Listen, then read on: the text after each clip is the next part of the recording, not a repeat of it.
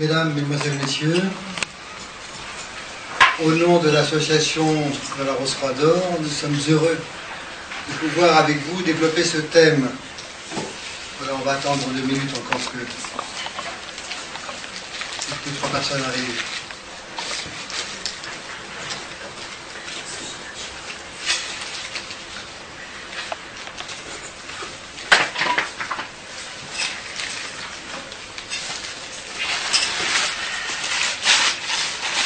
Voilà, le thème que nous avons développé aujourd'hui fait partie d'une réflexion qui a fait l'objet d'une publication, puisqu'aujourd'hui le titre de notre exposé, de nos exposés, ne correspond pas exactement au titre de ce livre.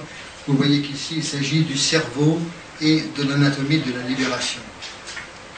Donc c'est un ouvrage que vous pourrez vous procurer et qui contient l'ensemble des éléments que nous allons développer aujourd'hui. En fait, cette réflexion est partie de la lecture d'un ouvrage intitulé « Les noces alchimiques » de Christian Rose-Croix. Ce livre, les écrits des noces alchimiques datent à peu près de 400 ans, puisqu'ils ont été publiés en 1614. Et ensuite, il y a donc M. Jan van Reichenborgh qui a développé une réflexion sur ce livre qui nous a permis de découvrir au fond les indications majeures et importantes concernant un processus initiatique.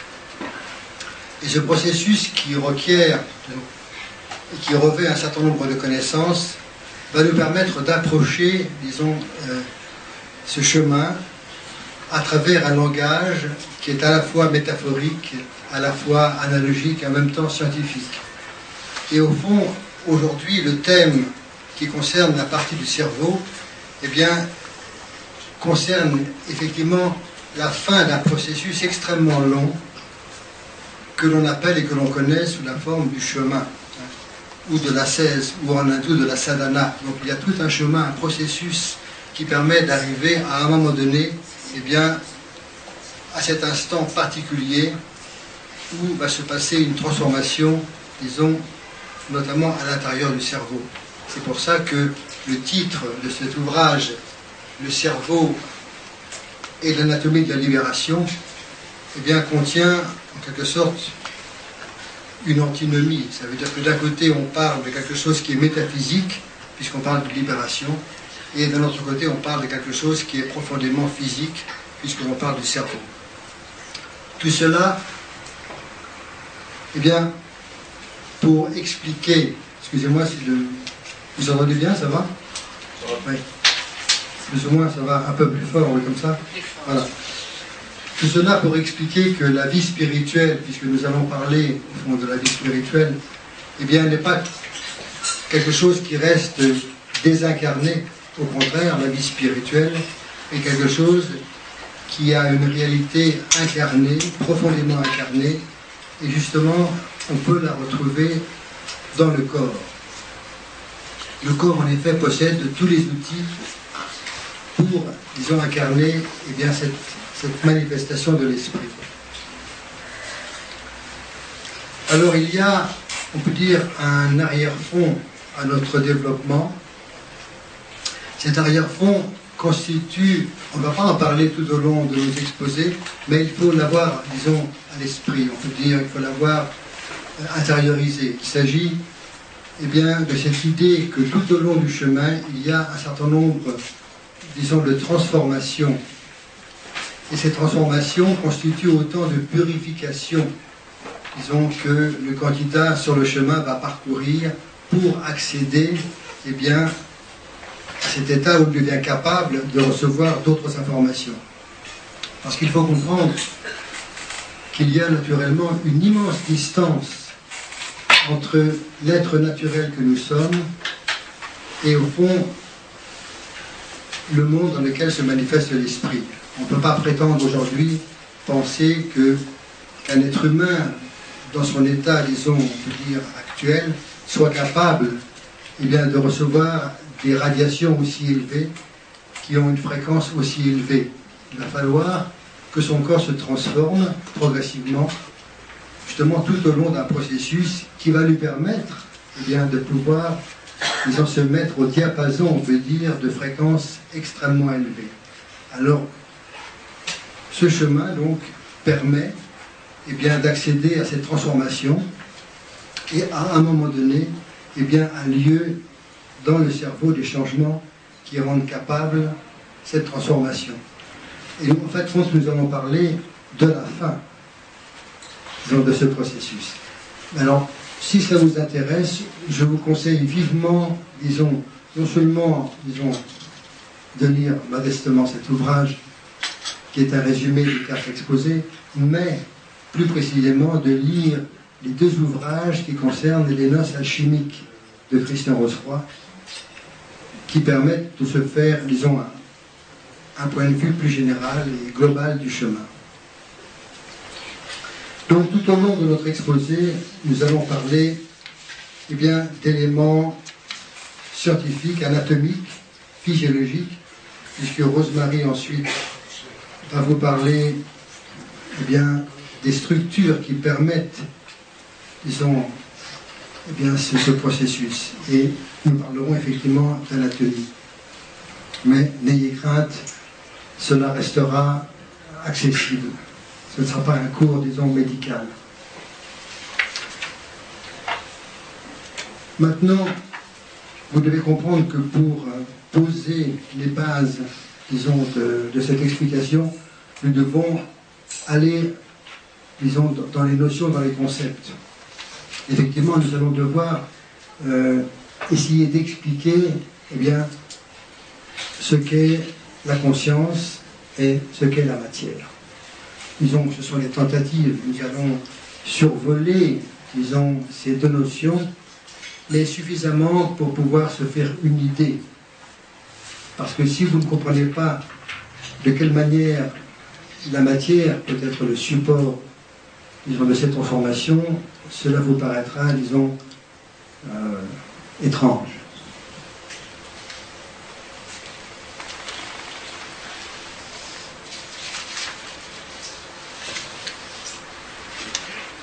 Donc nous allons commencer par examiner ce qu'est la matière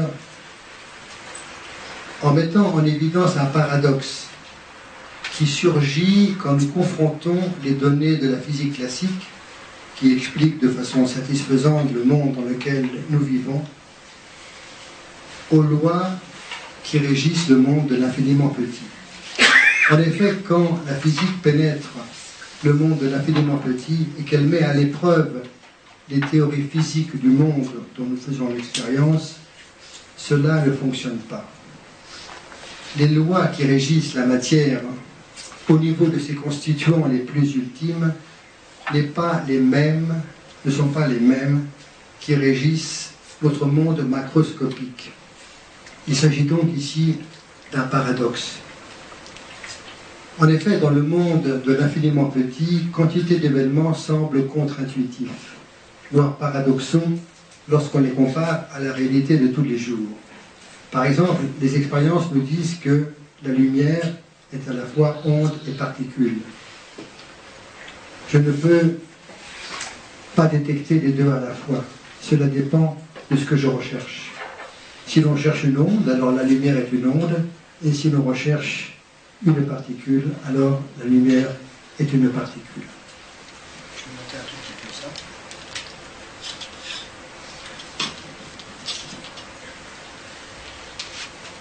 Excusez-moi. Ces propriétés de la lumière et de la matière furent codifiées dans ce qu'on appelle le principe d'incertitude de Heisenberg en 1927. Cette loi déclare qu'il est en même temps impossible de déterminer de manière exacte la position d'une particule et sa vitesse. Ce qui naturellement est en contradiction avec le monde newtonien où on peut tout prédire. Un autre événement, par exemple, consiste dans le fait que les signaux peuvent se propager dans l'univers instantanément, même au-delà de plusieurs années-lumière. C'est-à-dire que lorsque l'on fait une expérience sur deux atomes qui sont appariés, eh bien, lorsque l'un est modifié, l'autre qui se trouve malgré tout à des années-lumière se modifie exactement simultanément. Ce qui fait qu'on ne peut pas dire On appelle ça, disons, la non-localisation. Ça veut dire qu'on ne peut pas comprendre de quelle manière l'information se propage, disons, à des distances aussi importantes. Ainsi, on pourrait se poser la question autrement. Pourquoi les objets que nous utilisons, et même les êtres vivants, ne se comportent-ils pas comme les atomes ou les électrons dont ils sont constitués?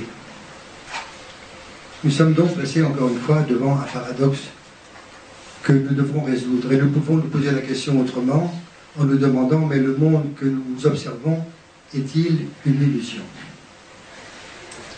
En fait, la perception du monde, la perception que j'ai du monde et que vous avez du monde probablement est assez objective, probablement identique. Mais nous constatons qu'il existe de nombreuses situations dans lesquelles je n'ai aucune prise, comme par exemple l'état de conscience d'un schizophrène, l'expérience mystique de Sainte Thérèse d'Avila, la capacité prédictive et largement vérifiée de nombreuses personnes, le fait qu'un daltonien voit le monde en deux couleurs, etc. Les expériences de décorporation qui sont le fait de milliers de personnes. Toutes ces situations me montrent que la conscience que j'ai du monde me semble soudain moins universelle.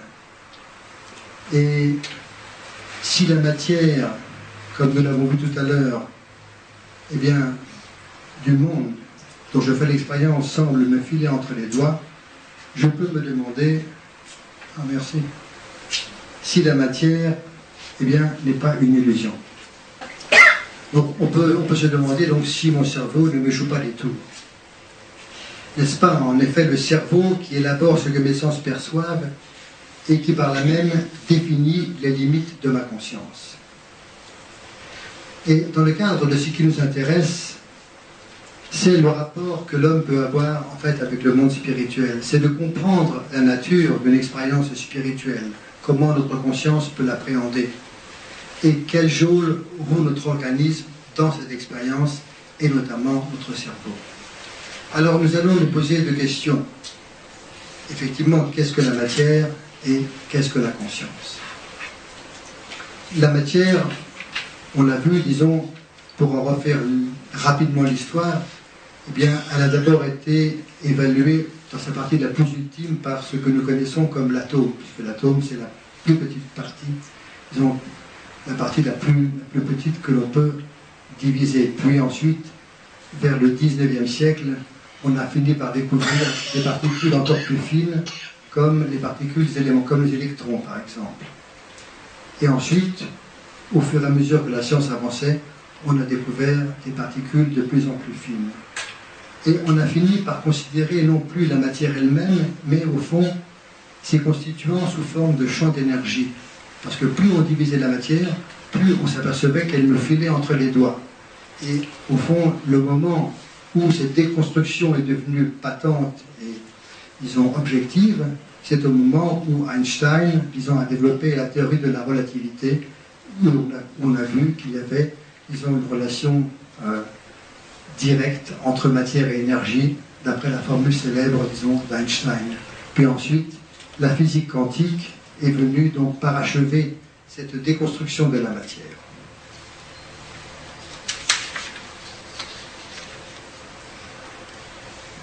Ainsi, aujourd'hui, on ne parle plus des choses, mais on parle de champs d'énergie.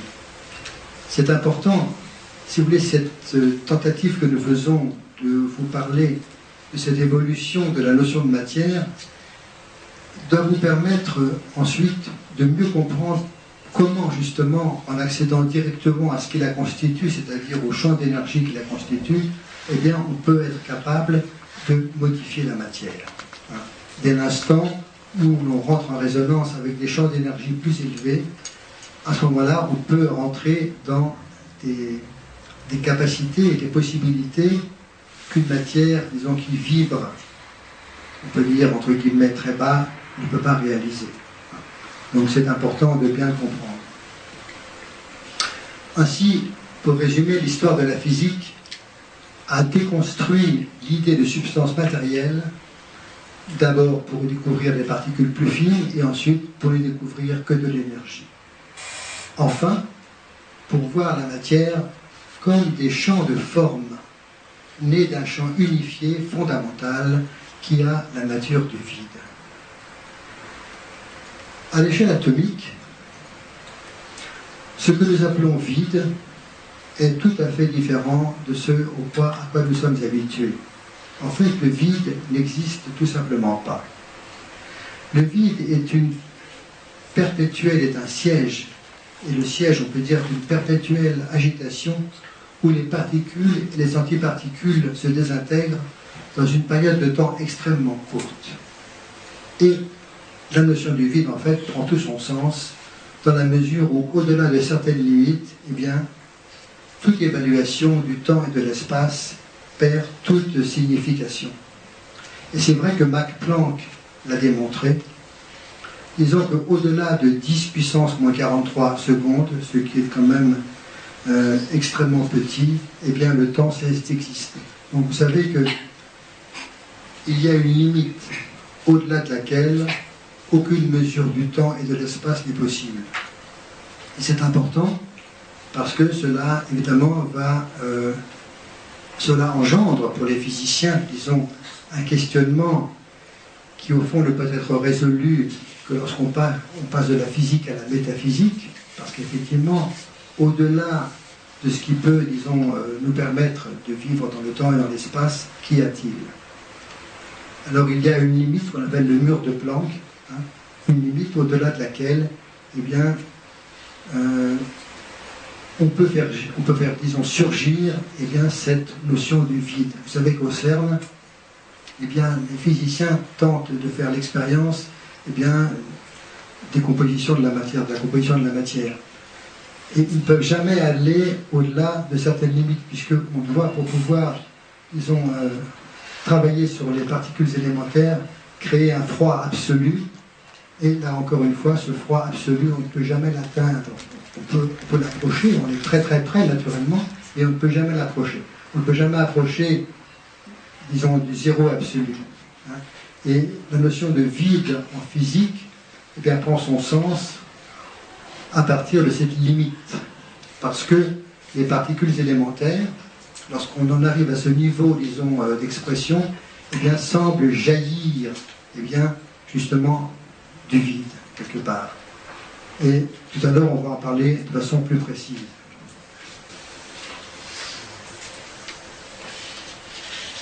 Nous réalisons que la matière que nous percevons avec nos 5 sens n'a aucun rapport avec ce qu'elle est réellement. Nous voyons la matière dans son aspect le plus dense, et nous voyons que dans ses aspects les plus infimes, eh bien, elle fait partie d'une réalité non seulement qu'on n'arrive pas à expliquer, mais qui nous échappe, disons, en fait, sur le plan sensoriel, puisque la matière semble, dans ses niveaux les plus ultimes, semble émerger eh bien, d'un vide dont on ne connaît pas la nature, bien qu'aujourd'hui, beaucoup de physiciens essayent justement d'en percer la nature. Et si les lois de la physique semblent tellement différer de l'univers visible, c'est que notre conscience construit un monde limité par ses capacités perceptives. En fait, c'est notre conscience qui ne saisit qu'une partie de la réalité. Et le champ de la physique quantique, le champ expérimental de la physique quantique, a une réalité, simplement notre conscience ne l'aperçoit pas. Ça, c'est le premier aspect que nous voulions mettre en évidence. Je ne sais pas si c'est vraiment très clair. Je pense que vous avez quand même réussi à vous faire une certaine idée de ce que nous avons voulu dire. Si ce n'est pas le cas, ensuite ne vous gênez pas pour poser des questions. Maintenant, nous allons en arriver au deuxième volet, disons qui est le volet de la conscience. Alors, la conscience est difficile à définir. La conscience, c'est le sentiment que l'on a d'être soi-même, que l'on a d'être différent de ce qui est extérieur à soi-même. c'est la certitude immédiate de constituer une entité particulière. Hein, c'est la capacité que nous avons de pouvoir nous affirmer comme je. Par contre, vous le savez par expérience peut-être, qu'il existe différents niveaux de conscience et différents états de conscience. Disons que la vision que la science a aujourd'hui de la conscience peut se répartir selon deux axes. Il y a un axe, on peut dire, qui concerne la conscience cognitive et la conscience phénoménologique. C'est-à-dire que la conscience cognitive, telle qu'elle est examinée par la science, eh bien, est une conscience relativement clairement définie. Par exemple, on sait très bien, on connaît tous les processus par lesquels, par exemple, l'œil peut voir.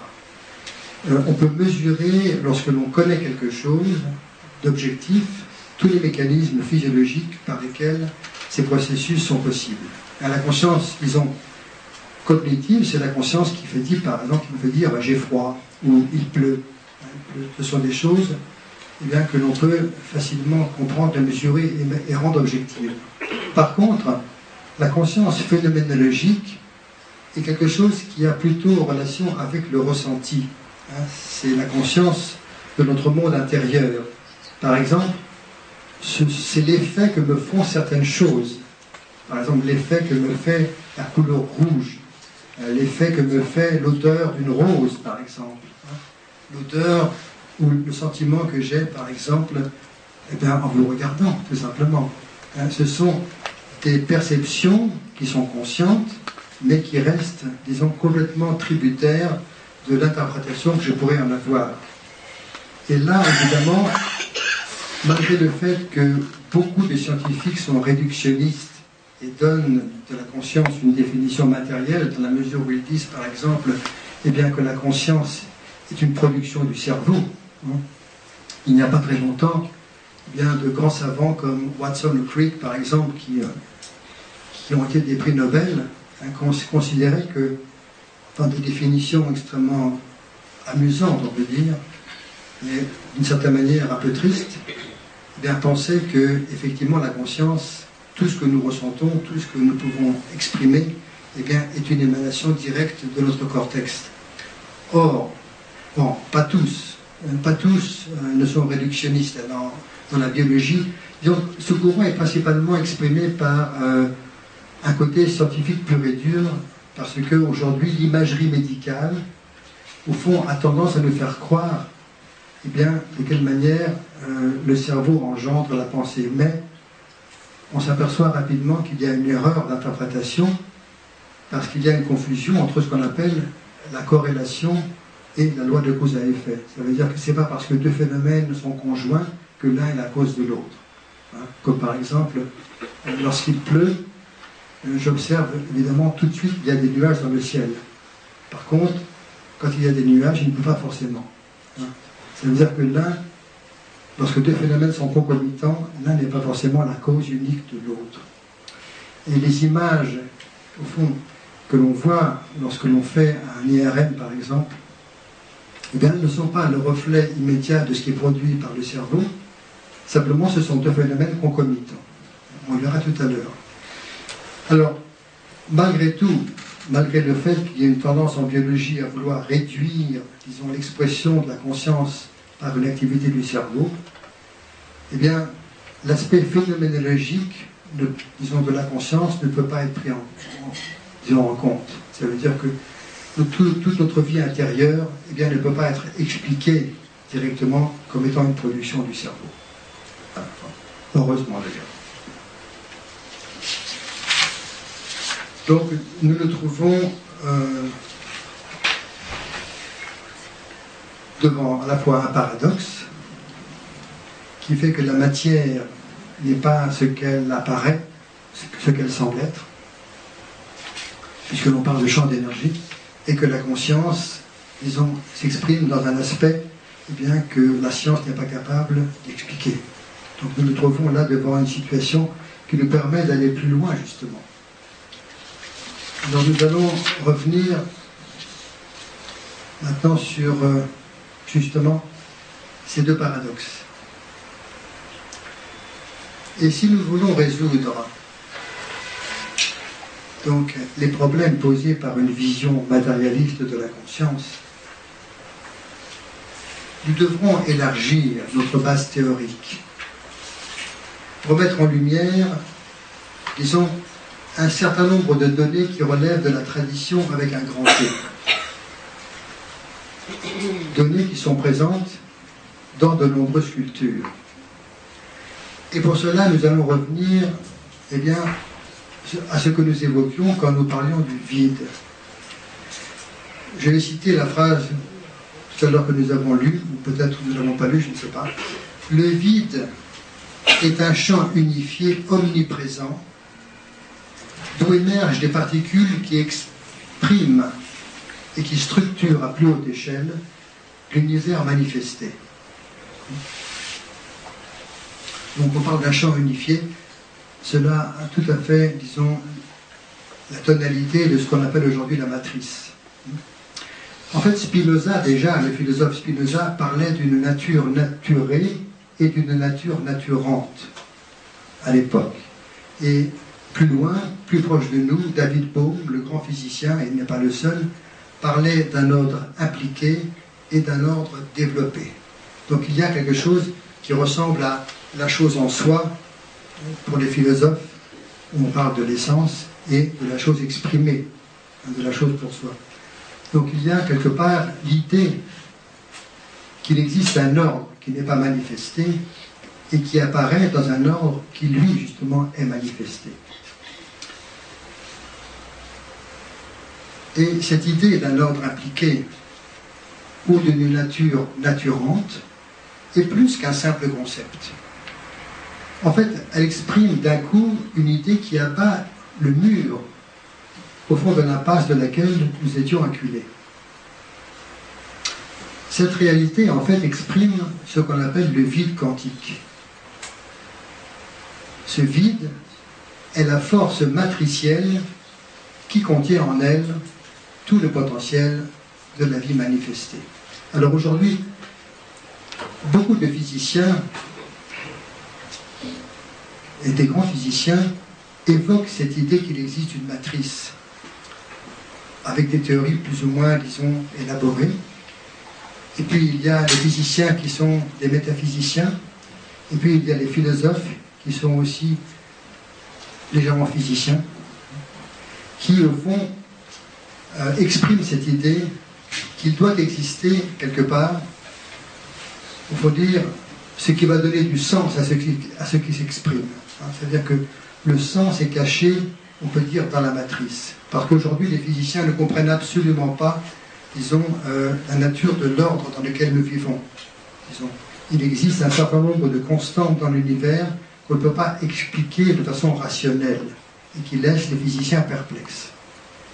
Alors ils se retournent vers les théories orientales qui, elles, contiennent déjà, au fond, l'explication, disons, de ce champ matriciel. Alors naturellement, là, on passe, disons, d'un plan, on peut dire, scientifique à un plan ésotérique. Parce que ce qui est caché n'est pas expérimenté par la science, mais l'est malgré tout par des gens qui en font directement l'expérience.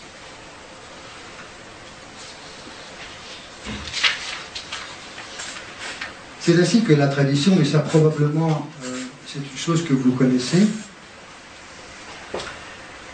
en dehors de la matière grossière que nous connaissons, eh bien, la tradition parle de matière éthérique, de matière astrale, de matière mentale.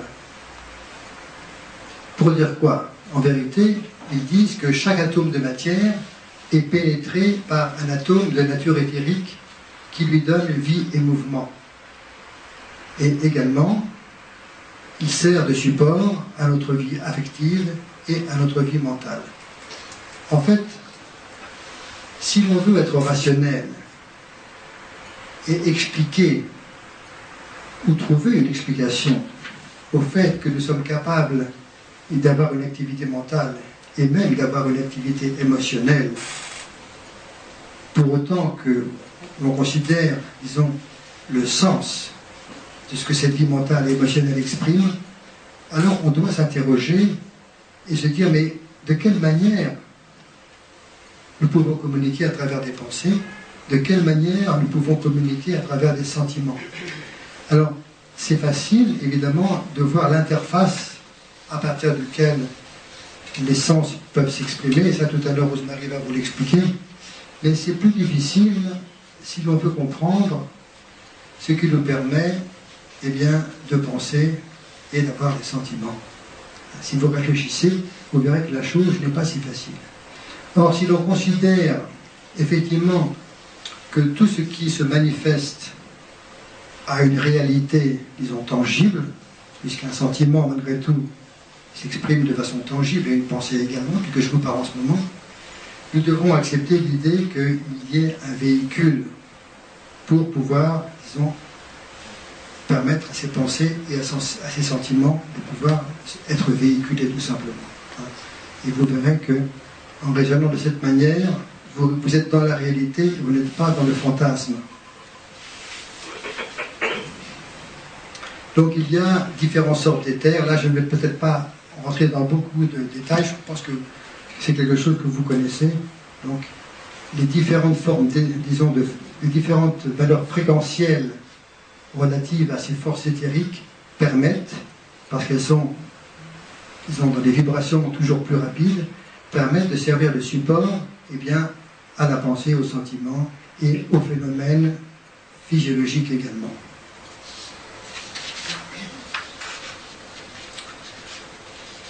Donc la conscience apparaît dans ces cas-là comme une interface entre le corps et le je. Le fait qu'elle utilise, avant de pouvoir se manifester dans le cerveau, d'états véhiculaires plus subtils, nous permet de comprendre justement ce qu'est la conscience phénoménale. Car la conscience phénoménale va utiliser, eh bien, ces supports plus subtils. La matière que nous absorbons à partir du plan physique et à partir des plans subtils va déterminer la clé vibratoire de notre état de conscience.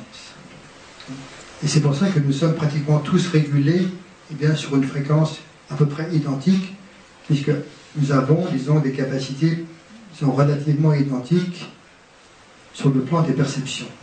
Quoique, encore une fois, vous savez bien qu'il existe des gens qui ont la capacité de percevoir sur des fréquences beaucoup plus hautes, beaucoup plus rapides. Et cette matière captée par les organes de notre corps physique et de nos corps subtils afflue sous forme de millions d'informations qui sont transformées et métabolisées dans notre cerveau et qui forment notre état de conscience. Donc la conscience n'est pas simplement un attribut. Ce n'est pas un objet que l'on peut extraire et isoler de notre réalité physique. C'est un aspect de notre psyché dont les fluctuations vont être tributaires, et ça c'est une notion importante qui va être développée tout à l'heure, soit d'un métabolisme répétitif, amenant la conscience dans un état de cristallisation, soit d'un métabolisme créatif, donnant à la conscience la capacité de se régénérer. Ainsi, en examinant le contenu de matière et conscience, nous nous sommes rendus compte qu'ils sont étroitement liés, que la réalité de l'une rejaillit sur l'autre, et vice-versa. Nous nous sommes rendus compte que la matière et la conscience engendrent, d'un point de vue matérialiste, des paradoxes qui ne peuvent être résolus que si l'on conçoit la conscience comme un champ perceptif limité, que la réalité s'exprime sur des niveaux physiques plus subtils, dans lesquels viennent s'enraciner et prendre naissance nos états de conscience. Mais, en élargissant notre point de vue, en donnant à la matière, disons, une dimension beaucoup plus vaste et à la conscience une plus grande fluidité, nous n'avons pas encore répondu à la question: existe-t-il un état de conscience qui puisse être synonyme de liberté, de réalisation spirituelle? Et pour ça, nous devons venir sur une notion que nous n'avons fait qu'effleurer jusqu'à maintenant, qui est la notion d'énergie. Nous allons être assez simples en disant que on qualifie l'énergie d'après la source d'où elle est extraite. L'énergie, c'est la transformation, disons, d'un état dans un autre. Il y a des énergies qui produisent des phénomènes physiques, il y a encore une source d'énergie qui produit des phénomènes sentimentaux, ou des phénomènes mentaux, ou des phénomènes spirituels. Ainsi, matière, énergie et conscience sont indissociables. La conscience étant constamment corrélée au couple matière-énergie. L'énergie est synonyme de mouvement vibratoire. Et quand la vitesse des vibrations donc, augmente, eh bien les phénomènes, vous savez bien, changent de nature. Et la conscience se met au niveau de l'état vibratoire de l'énergie qu'elle absorbe. Et cela, naturellement, dans la limite de nos 5 sens. Ainsi, nous avons montré jusque-là à quel point il y a identité de nature entre la matière dont l'univers est fait et la conscience que l'homme peut en extraire à l'aide de ses 5 sens. Mais, et ça c'est un point important, même si par un effort de la volonté, nous arrivions à élever notre conscience sur des plans où l'énergie vibre plus rapidement, nous devons savoir que l'esprit humain, c'est-à-dire l'ego, ne peut capter, même dans son aspect le plus élevé, qu'une forme d'énergie dont la source se situe bien en deçà des vibrations de nature spirituelle. Il y a donc là une barrière structurelle que l'homme va devoir dépasser. C'est important parce que là nous parlons, enfin du moins nous évoquons l'idée de transmutation. Ça veut dire qu'on peut bien naturellement élever de façon continue une fréquence, mais de la même manière que nous sommes limités sur le plan physique par des constantes dont on a parlé tout à l'heure, eh bien, là encore, nous n'avons pas, disons, dépassé la matière. Ça veut dire qu'on peut monter, disons, sur des plans subtils, parce que la matière ne se réduit pas simplement, on l'a vu, au plan physique, mais elle ne se réduit pas non plus au plan éthérique, ni au plan astral, ni au plan mental. En fait, ces plans, eh bien, ne sont qu'en continuité, disons, vibratoire, ou disons de nature plutôt, de la même nature que notre plan physique. Ce qui veut dire que si nous voulons amener la conscience sur des plans réellement spirituels, alors il doit s'opérer en nous un changement structurel, une transmutation qui nous permette eh bien, de rentrer en résonance avec ces plans. C'est très important, parce que cela, disons, est la porte, disons, qui va nous ouvrir à peut-être découvrir ce qu'est véritablement la vie spirituelle, qui n'est pas une vie dans laquelle l'esprit atteint simplement des plans subtils.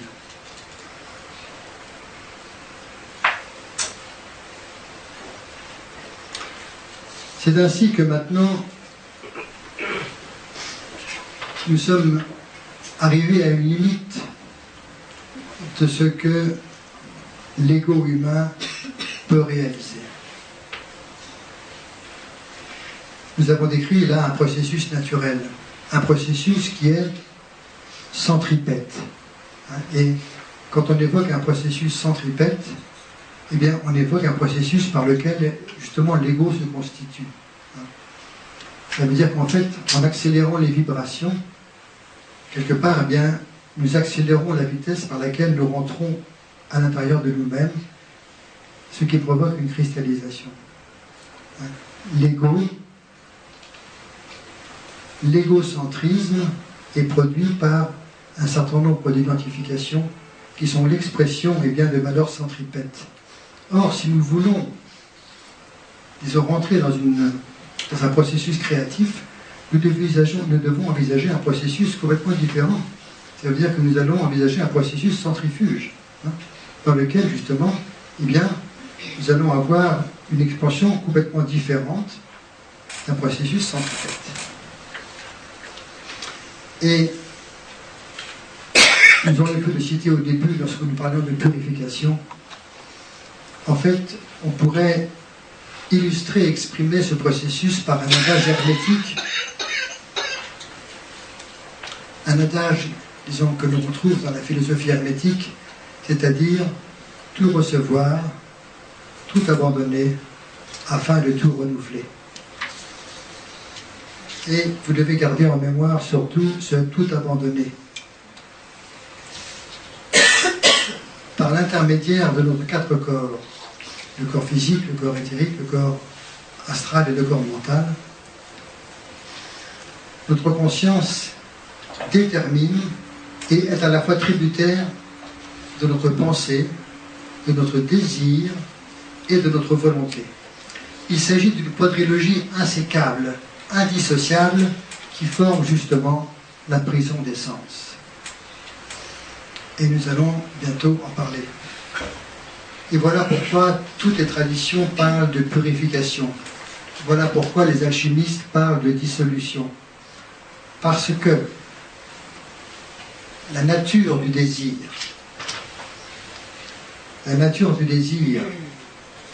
conditionne l'ouverture et la fermeture du cœur à des émanations de nature spirituelle.